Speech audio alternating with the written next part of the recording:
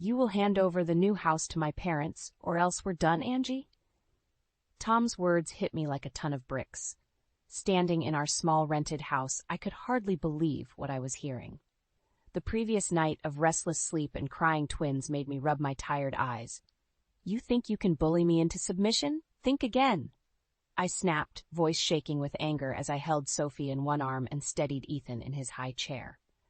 I'm trying to save this family from your selfishness, Tom said, stepping closer, his face flushed.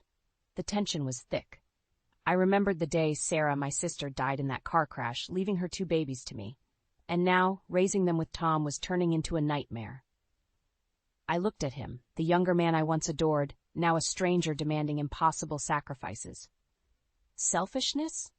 I work every day to make sure these babies have a home and a future, I retorted, my heart pounding in my chest. Tom sneered. And yet you think buying that new house was a good idea, all while we're stuck in this dump. The twins whimpered, sensing the hostility. I softened, trying to mask my despair for their sake. Because it was supposed to be our way out, Tom, for Sophie and Ethan to provide them space to grow, not for your parents. He crossed his arms. They helped us with the down payment. That house wouldn't even exist if it weren't for them.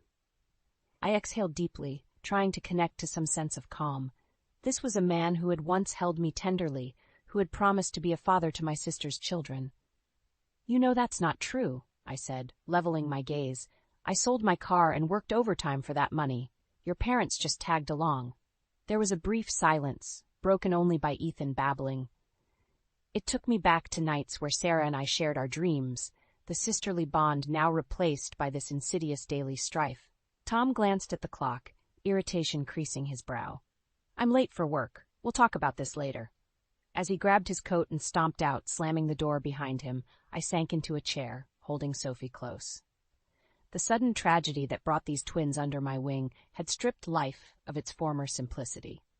Sarah's laughter, her plans for the future with her kids now seemed like distant echoes. Mama, little Sophie mumbled, tugging at my shirt. I forced a smile. Yes, sweetheart, I'm here. It was hard to mask the brewing storm inside. The day Tom and I met, he was a breath of fresh air, a promise of support in raising Sarah's twins. But now, his demands and his parents' overbearing nature threatened the fragile life we were building. Briefly, I thought back to Sarah, her vibrant energy and unyielding spirit. She wouldn't have let anyone overshadow her dreams. I could almost hear her encouraging me to stay strong. But confronting Tom meant facing a war on multiple fronts, his domineering parents, and perhaps the love that was supposed to bind us. I sighed, cradling Ethan, who was dozing off. We'll figure this out, my loves, I whispered to the twins. I won't let anyone take away what belongs to us. As I started preparing breakfast, chopping vegetables with determined strokes, I knew this battle was far from over. Tom's words echoed in my mind, but they fueled a fire within me. For Sophie and Ethan, I had to stand my ground, no matter the cost. Tom's footsteps echoed outside as I sat at the kitchen table with a cup of coffee. I tried to push our argument away, focusing on the day ahead. Raising twins in this cramped space was a daily challenge, but I kept my hope alive with the thought of our new house. The door creaked open, and Tom's parents, Helen and Richard, walked in unannounced. Helen's eyes scanned the living room judgmentally as she set her purse down. Why waste time keeping this place tidy, Angela? She asked, her tone sweet but condescending. I forced a smile. Good morning, Helen. Richard, can I help you with something? Helen ignored my question and picked up Ethan, who was playing with a toy on the floor. You can't handle this alone, Angie. You need help, real help. Richard nodded in agreement, his face stern. Tom said you're still against moving into our house. Because we need our own space, I replied, trying to keep my tone civil. It's important for Sophie and Ethan to have stability. Helen scoffed. Stability? In this dump? We have a large house with plenty of space. Plus, we know how to raise children. Isn't that right, Richard? Absolutely, Richard said. Plus, this isn't about you. It's about the children needing a proper home.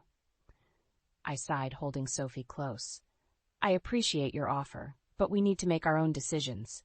This situation is temporary. We'll move into the new house once it's ready. Helen's smile vanished. That house should be ours. You're being stubborn and selfish, Angela. The insult stung, but I held my ground. I will do what's best for Sophie and Ethan. If Tom thinks your house is better, that's something we need to discuss. Helen's face hardened. Discuss it with Tom? You mean let him order you around? Follow his lead or risk your family falling apart? Is that what you want? I want what's best for the twins, I replied, feeling my voice waver slightly. We need to maintain our family unit, not break it apart under pressure. Helen and Richard exchanged glances. They weren't used to resistance. We'll see about that, Richard murmured as they gathered their things and marched out. The door closed, leaving a heavy silence. Later that evening, Tom sat at the kitchen table, looking more worn out than usual. I placed a plate of reheated lasagna in front of him. We ate in silence until I finally spoke. Your parents came by this morning. They want us to move in with them again. Tom put down his fork and sighed. It would solve a lot of our problems, Angie. We can't keep living like this.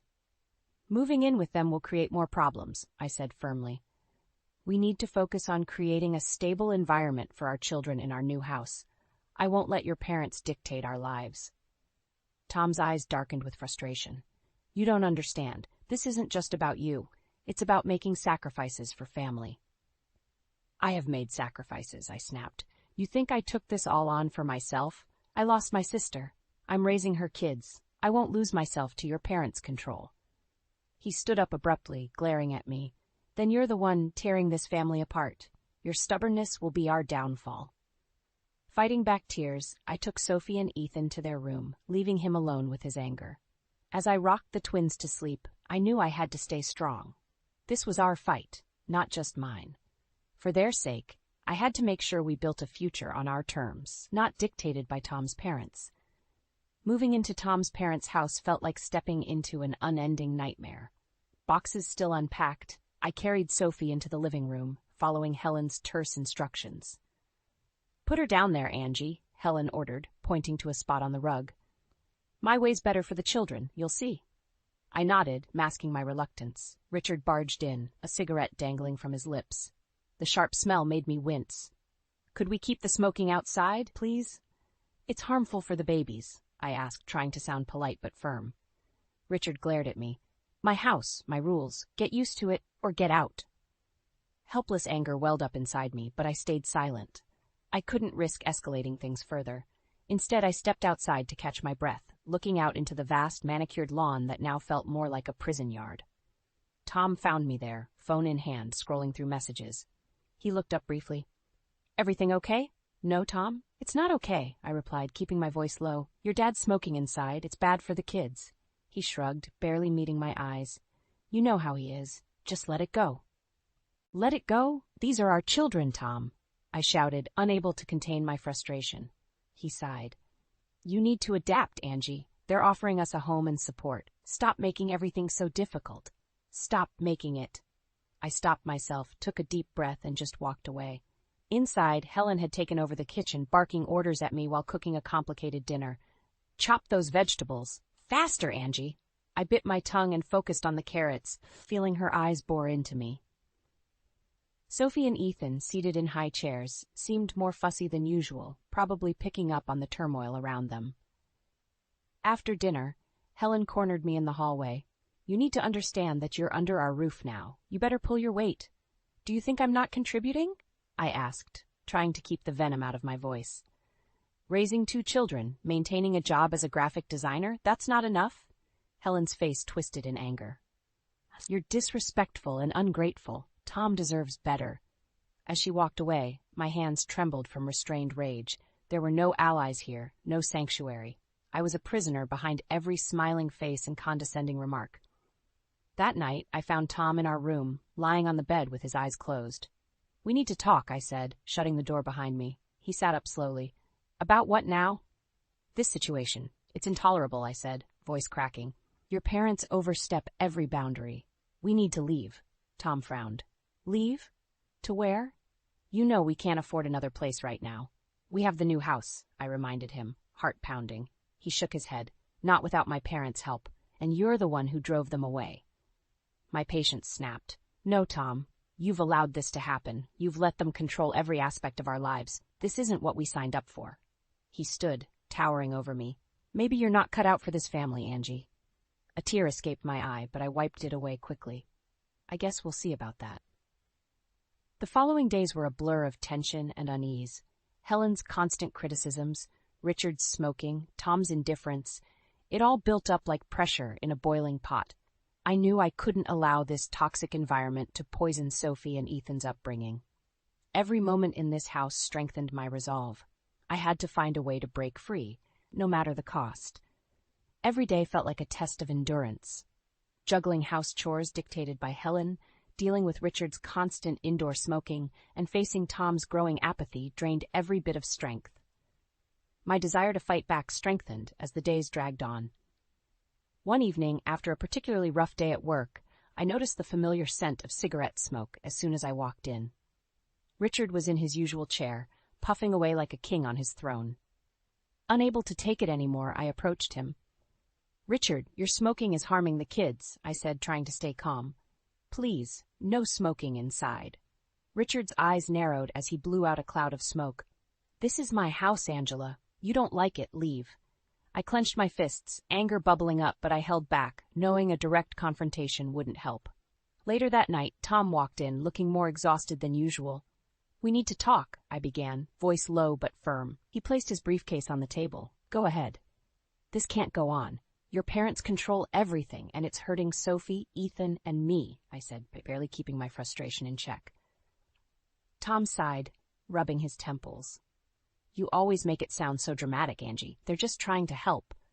"Help by suffocating any sense of independence we have? By disregarding our children's health?" My voice rose despite my attempts to stay calm. Tom stood up straight, eyes cold. "You're overreacting again. Maybe you just can't handle being part of a real family." "Is this what you call a real family? Because it feels like a prison," I retorted, my voice breaking. He stared at me, a mixture of frustration and disappointment. "If you can't accept how things are, maybe you should leave." I couldn't believe my ears. Forcing me out instead of standing up for us? For our kids? Tom's silence was all the answer I needed. Realizing I had to take control, I turned and walked out of the room, my heart heavy but my resolve hardening. The next few days were filled with increasing tension. Helen's micromanagement, Richard's smoking, and Tom's indifference became unbearable. One evening, after Helen criticized the way I bathed Sophie, I reached my breaking point. Tom was in the living room, scrolling through his phone. I marched over. "You're letting your parents run our lives. This isn't what I signed up for," I yelled, feeling my control slip. Tom looked up, clearly annoyed. "Maybe you're not cut out for this family, Angie." For a moment, all I could do was stare at him, stunned. "You're right," I whispered finally.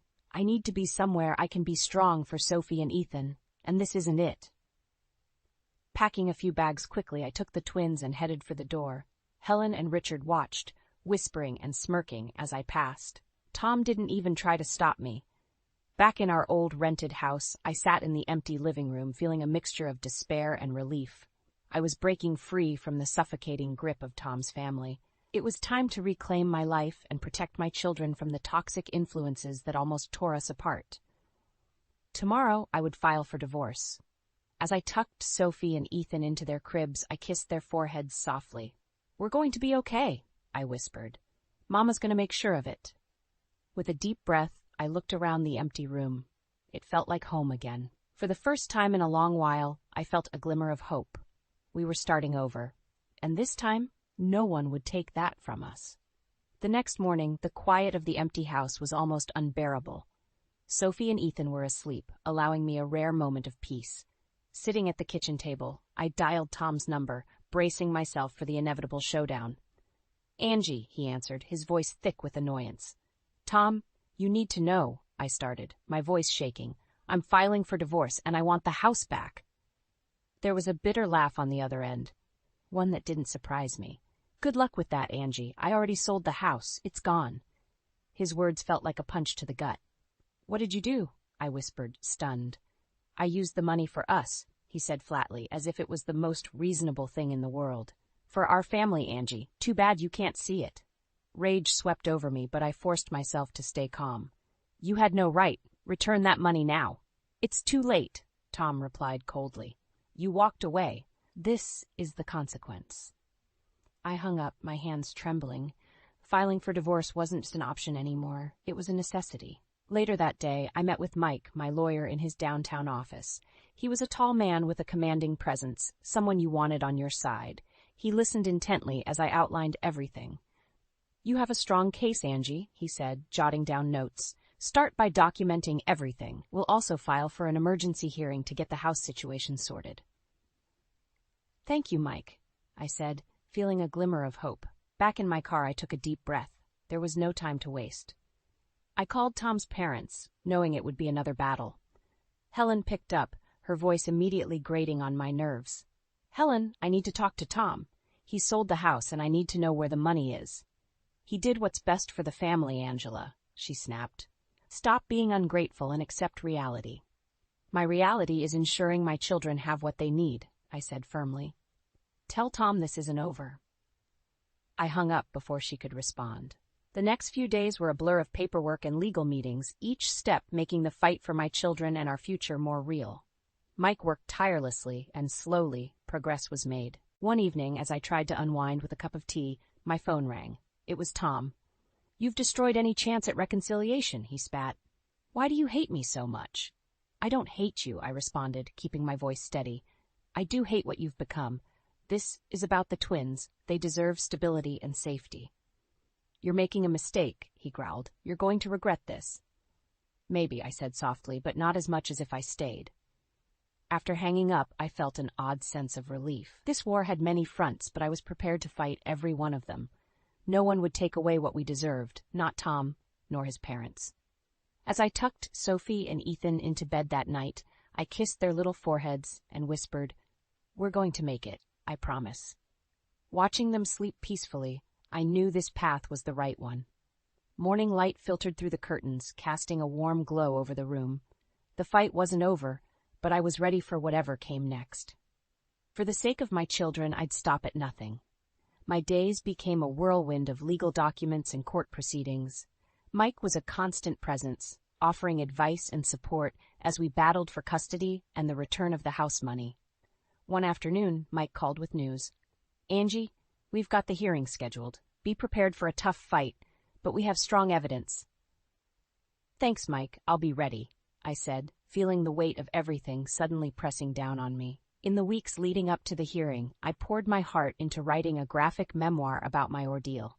Using my skills as a graphic designer, I crafted detailed illustrations and poignant stories that captured the manipulation and abuse I had endured from Tom and his parents. It was therapeutic, turning my pain into purpose. Finally, the day of the hearing arrived. The courtroom was daunting, but I held my head high, clutching a folder of documents that detailed every instance of Tom's neglect and his parents' overreach. Tom and his parents sat on one side, glaring at me with cold eyes. Helen's smug expression almost broke my resolve, but I stayed focused. Mike stood next to me, a pillar of assurance.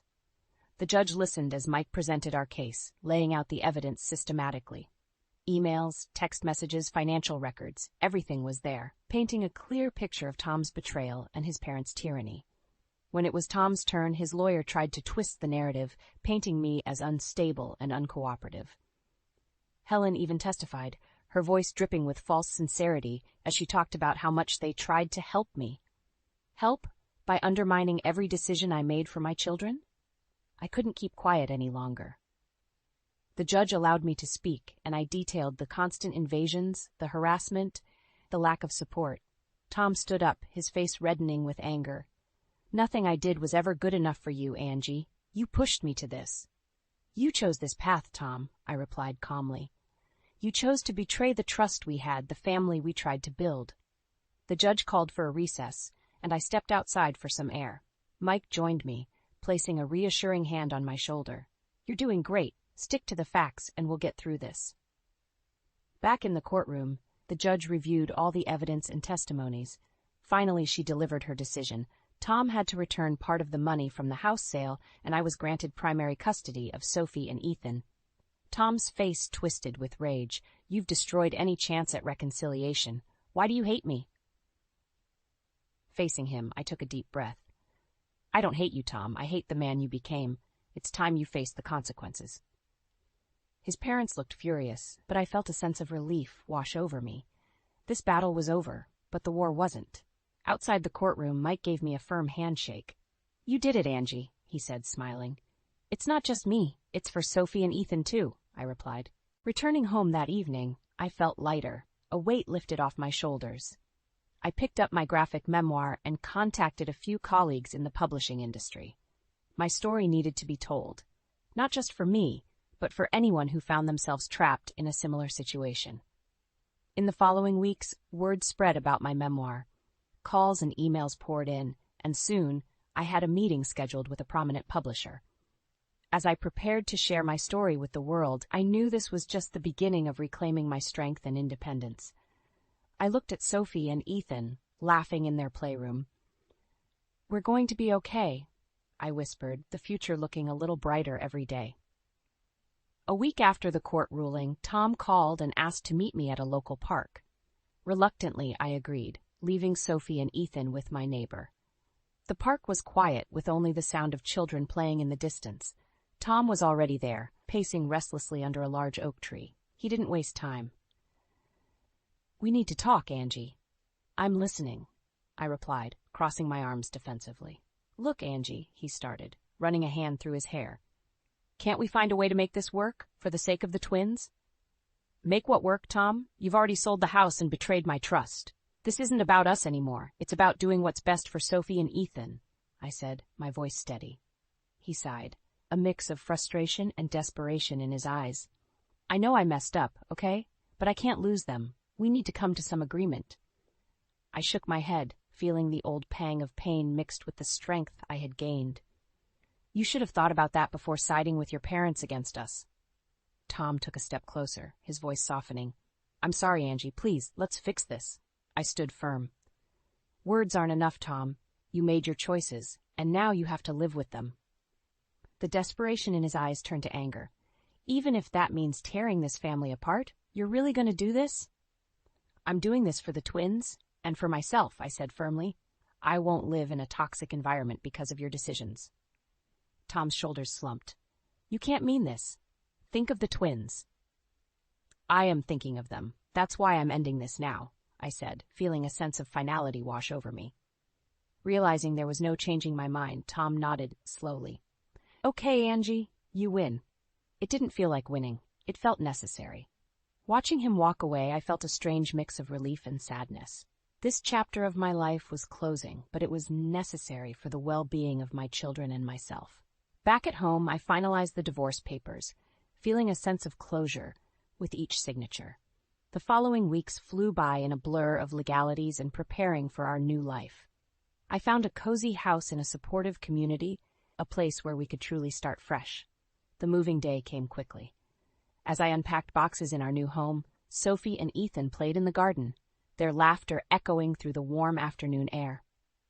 This was a place of peace, a stark contrast to the oppressive environment we had left behind. One evening, as I watched the twins sleep in their new room, I felt an overwhelming sense of gratitude and resolve. My memoir was gaining attention, leading to public appearances and a resurgence in my career. Standing on stage at a book launch event, I shared my story openly. "This is for anyone who's ever felt trapped, who thinks they can't find a way out," I said, my voice clear and strong. "You can break free. You can rebuild." After my speech, an audience member approached me. "Your story is inspiring. Thank you for sharing it." "Thank you," I replied, genuinely touched. "It means a lot." Returning home from the event, I found Sophie and Ethan waiting for me. Their bright smiles were the reminder of why I had fought so hard. I knelt down, hugging them tightly. "We're going to be okay," I whispered. "This is our forever home, where we're safe and loved." Looking out at the twins playing in the garden, I smiled. The journey was hard, but we had emerged stronger. The future was bright, and together we would build a life filled with love, respect, and resilience. Life had a new rhythm. Waking up to the sound of Sophie and Ethan giggling, working on my graphic designs, and enjoying the safety of our new home. The air was lighter, filled with possibilities rather than dread. My memoir was officially published, and the response was overwhelming. Emails from other survivors of toxic relationships poured in, offering gratitude and sharing their stories. It was empowering, not just for me, but for everyone who felt seen and heard. One sunny afternoon as I was preparing lunch, the doorbell rang. I opened it to find Helen standing there, her face a mask of thinly veiled contempt. "What do you want?" I asked, keeping my voice steady. "I need to talk to you, Angela," she said, pushing her way inside without waiting for an invitation. Watching Sophie and Ethan playing nearby, I motioned for them to go to their room. "What is it?" "Tom's falling apart," she started, eyes narrowing. "He's lost his job, and it's because of you. You've ruined everything." "I've ruined everything?" I couldn't help but laugh bitterly. It was his choices that led to this. I'm finally rebuilding my life, and I'm not going back. She took a deep breath, trying to regain composure. "You need to speak to him. He wants to see the kids. No, not until he proves that he's changed and that he respects the boundaries set by the court." "You're a selfish woman, Angela," Helen hissed. "You always have been. You think you're better than us?" "It's not about being better. It's about protecting my children," I replied, feeling the anger simmer just below the surface. As she left, slamming the door behind her, I took a deep breath, trying to shake off the encounter. My phone buzzed with a message from Mike, "Meeting with publisher next week. They're excited." A smile crept across my face. Despite Helen's venom, life was slowly piecing itself back together. The following week, I walked into the publisher's office, a sleek downtown building buzzing with creativity. The meeting went exceptionally well, and they offered me a contract for my next book. My story wasn't just an ending. It was a new beginning. Returning home, I found Sophie and Ethan waiting for me at the door, their faces lighting up with joy. "Mommy's home." I scooped them up, their joy infectious. "Yes, I'm home. And guess what? We're going to celebrate tonight." We had a small party in the living room, just the three of us, eating pizza and dancing to silly tunes. It felt perfect. Simple, happy, full of love. Before tucking the twins into bed, I sat down with them. "You know, everything I do it for you too. To keep you safe and happy." "Love you, Mama," Sophie murmured, her eyes heavy with sleep. Ethan gave a sleepy nod. "I love you both so much," I whispered, kissing their foreheads. Sitting on the porch later, the cool night air wrapped around me like a comforting embrace. Tom and his parents had tried to break us, but in doing so, they had only made us stronger. The journey had been rough, but every step led us here, to a place where we could breathe, dream, and live freely. I looked out at the darkening sky, feeling a profound sense of peace. Our story was far from over. It was just beginning, and for the first time in a long time, I looked forward to every chapter. Together, Sophie, Ethan, and I would write our own story, filled with love, resilience, and the unshakable belief in our right to live life on our terms.